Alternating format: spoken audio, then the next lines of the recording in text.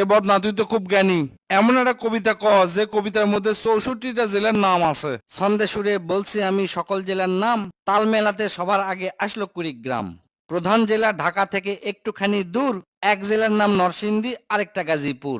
জয়পুরহাট ও লালমনিরহাট দুইটা জেলার নাম, রাজশাহীর নাম উজ্জ্বল করছে মিষ্টি স্বাদের আম। পাহাড় ঘেরা বান্দরবন ও সিলেট খাগড়াছড়ি, ময়মনসিংহের কিশোরগঞ্জে এই লেখকের বাড়ি। নেত্রকোনা সুনামগঞ্জে আছে ধানের মাঠ, সুন্দরবনের কাছে আছে খুলনা বাগেরহাট।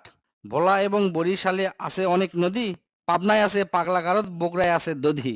পাশাপাশি দুইটা জেলা টাঙ্গাইল জামালপুর, আরো দুইটা জেলা হলো কুষ্টিয়া যশোর।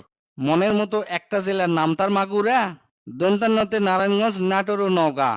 দন্তান্নতে আরো 4টি জেলা বলতে আমি পারি, নবাবগঞ্জ ও নোয়াখালী, নড়াইল, নীলফামারী। গঞ্জদিয়া মানিকগঞ্জ হয় আরো মুন্সীগঞ্জ, গোপালগঞ্জ হয়, হবিগঞ্জ হয় আরো সিরাজগঞ্জ। চাপাই নবাবগঞ্জ কিন্তু গঞ্জ দিয়া ভাই, এদের ছাড়া বাংলাদেশে আর কোনো গঞ্জ নাই। রংপুর আর রাঙ্গামাটির নামটা রঙে রাঙা, নামের জন্য আরো সুন্দর চাঁদপুর চুয়াডাঙ্গা।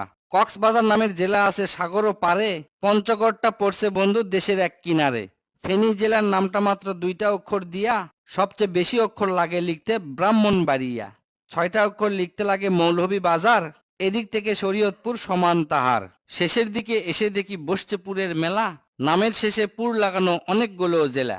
পুর দিয়ে ভাই শেরপুর আছে পিরোজপুর, মেহেরপুর ও মাদারীপুর, আরো দিনাজপুর। ফরিদপুর ও লক্ষ্মীপুর এই দুইটা জেলার সাথে পুরের পালা শেষ করিয়া গেলাম বরগুনাতে। আসার পথে কুমিল্লা ও ঝালকাঠি সহ ঘুরে এলাম রাজবাড়ী, তার সঙ্গে ঝিনাইদহ।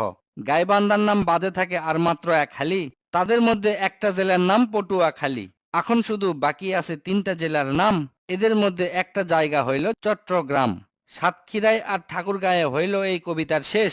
এদের নিয়েই গড়া আমার সোনার বাংলা।